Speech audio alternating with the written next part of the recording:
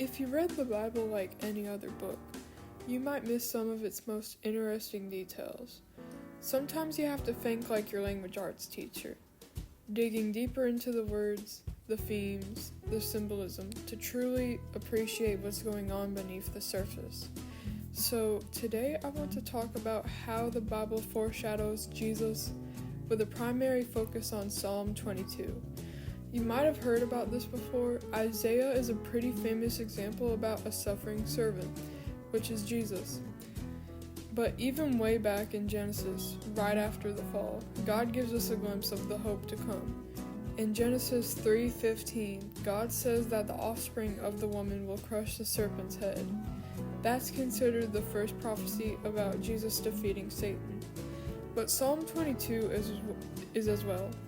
It's packed with imagery that mirrors Jesus' crucifixion, written centuries before it happened. So let's take a look. So Psalm 22 verse 1 says, my God, why have you forsaken me?" And this might sound familiar to you, is that Jesus cries out these exact words on the cross, and he says, "Eli, Eli, lema sabachthani," from Matthew chapter 27 verse 46. And what it is that this is in the Aramaic language actually, and it translates exactly to my God, why have you forsaken me?" And this isn't just a dramatic moment, it's Jesus quoting scripture, literally living it out, which ties right back to John chapter 1 verse 1. "In the beginning was the Word, and the Word was with God, and the Word was God." So when Jesus fulfills scripture, it's not just a coincidence.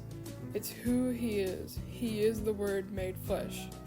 So on to verse 7, it says, "All who see me mock me. They hurl insults, shaking their heads." And in Matthew chapter 27 verse 39, it says, "Those who passed by hurled insults at him, shaking their heads." It's almost word for word. And then on to verse 16, it says, "They pierced my hands and my feet." In John chapter 20 verses 25 through 27, is that after the resurrection, Jesus shows his disciples the marks in his hands, proof that they were pierced. And then verse 18, "They divide my garments among them and cast lots for my clothing." And in John chapter 19 verses 23 through 24, it tells us that the Roman soldiers did exactly that at the foot of the cross.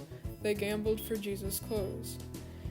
And then verses 14 through 15 reads, "I am poured out like water.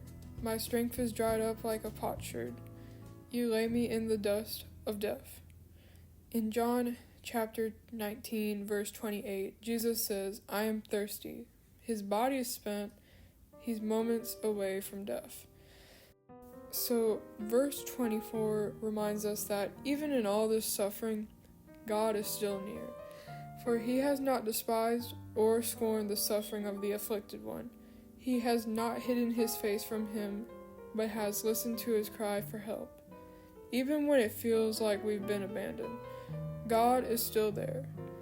And then it ends with hope. So verses 27 through 28 says, "All the ends of the earth will remember and turn to the Lord, for dominion belongs to the Lord." It's pointing to a future where the whole world will recognize God's reign, a promise fulfilled in Jesus and still unfolding today. So here's a bit of a conclusion.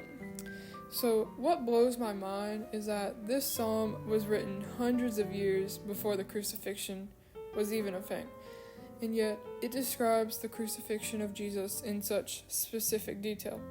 It's like reading a first-person account of the cross before it even happened, and that shows us that this shows us something important about Scripture. It's not just random. It's not just a bunch of disconnected stories. The Bible is one unified story, and it all is pointing to Jesus. When we look at Psalm 22, it reminds us that God had a plan from the very beginning. Jesus' suffering wasn't an accident. It was part of something much bigger, a rescue mission for us.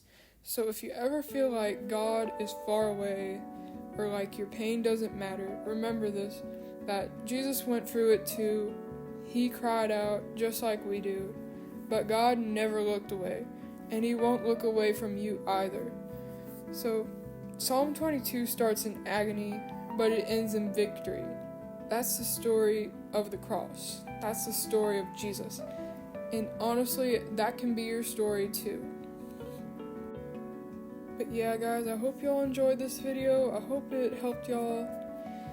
It was a lot of verses, but I mean, hey, I just wanted to teach y'all some stuff. And yeah, adios.